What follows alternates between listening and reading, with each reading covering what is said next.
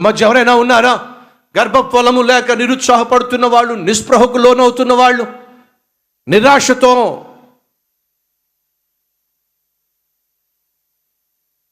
ఒకవేళ దేవుడు నా గర్భానికి తెరవడా, నాకు ఇక పిల్లలు పుట్టరా అనేటటువంటి తలంపుతో నీరు గారిపోతున్న వారు ఎవరైనా ఉన్నారా?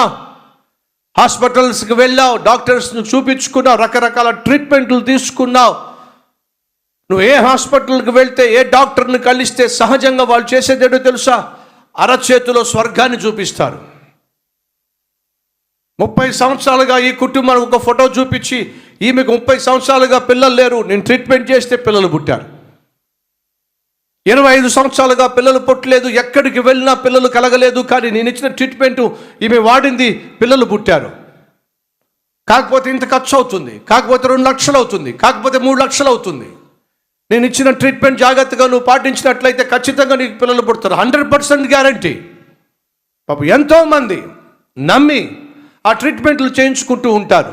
ఎస్, వైద్యులు కూడా వారికి ఉన్నటువంటి జ్ఞానాన్ని బట్టి ట్రీట్మెంట్ చేస్తారు.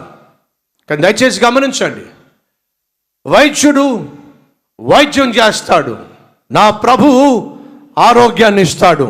ఈ సత్యాన్ని మాత్రం మర్చిపోవద్దు. వైద్యులు ట్రీట్మెంట్ చేస్తారు, కానీ నా ప్రభువు గర్భాన్ని అనుగ్రహిస్తాడు. ఇది వాస్తవం.